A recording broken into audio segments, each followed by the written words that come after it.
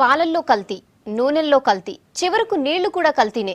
ఏది ఒరిజినలో ఏది డూప్లికేటో అర్థం కాని పరిస్థితి. ఇలా కల్తీ వస్తువులు కొంటూ కస్టమర్లు మోసపోతూనే ఉన్నారు. మరోవైపు తూనికల్లోనూ జనాన్ని మోసం చేస్తున్నారు కొందరు వ్యాపారులు. కల్తీలు, మోసాలపై నేషనల్ కన్స్యూమర్స్ రైట్స్ డే సందర్భంగా స్పెషల్ ఫోకస్.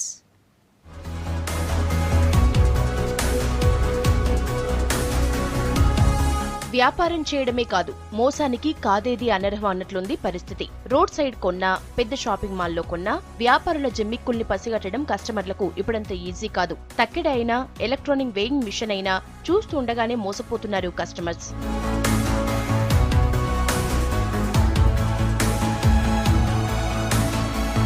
చాలా వరకు వస్తువుల్ని వేయింగ్ లోనే కొంటున్నాం, కానీ అందులోనూ మోసాలు జరుగుతూనే ఉన్నాయి. ఎలక్ట్రానిక్ వేయింగ్ మిషన్ లో మోసం ఎలా జరుగుతుందో చూడండి. ఇక్కడ 5 కిలోల స్టోన్ పెట్టారు, కరెక్ట్ గానే 5 కేజీలు చూపిస్తోంది. 5 కిలోలు వెయిట్ ఉండగానే దాని వెయిట్ పెరిగిపోతుంది చూడండి. ఇదెలా అంటారా? జస్ట్ రిమోట్ తో 30% వరకు వెయిట్ పెంచి చూపించొచ్చు.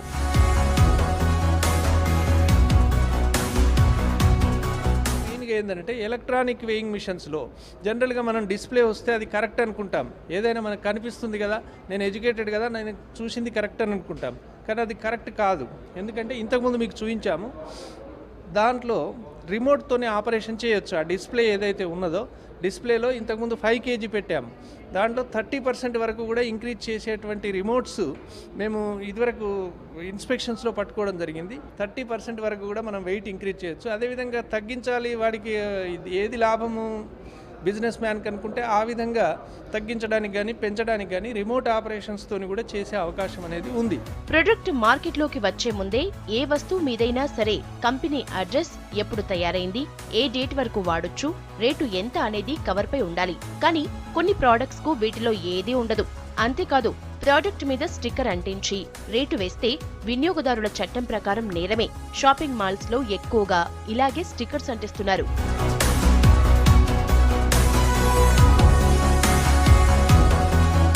తినే తిండిలోనూ ఎలా మోసపోతామో చూపించారు అధికారులు. ఇక్కడ కనిపిస్తోంది ఎర్ర కందిపప్పు. దీనికి పసుపు రంగు వేసి మామూలు కందిపప్పు చేసేశారు. ఇక టీ పొడిలో కూడా ఎలా మోసం చేస్తున్నారో చూడండి. ఒకసారి వాడిన పౌడర్ కు కలర్ వేసి అమ్మేస్తున్నారు. వినియోగదారులు ప్రతి చిన్న పెద్ద విషయానికి వెళ్ళలేరు. When they are affected in thousands and lakhs, then they think of legal remedies. Then they contact the legal practitioners and they proceed. But that's a costly affair. There again, they have to deal with their legal personalities, advocates and filing procedure, staff and all that. That's a pretty difficult thing. As our commissioner as it is said, prevention is better than cure.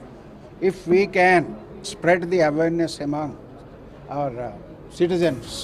మోసాల గురించి ఎంత చెప్పుకున్నా time సరిపోదు. అయితే మోసపోయిన వినియోగదారుల్లో consumer ఫోరంను ఆశ్రయించేది మాత్రం కొందరే ఉంటున్నారు. ప్రజల్లో చైతన్యం వచ్చినప్పుడే మోసాలు అరికట్టవచ్చని లీగల్ మెట్రాలజీ అధికారులు చెప్తున్నారు.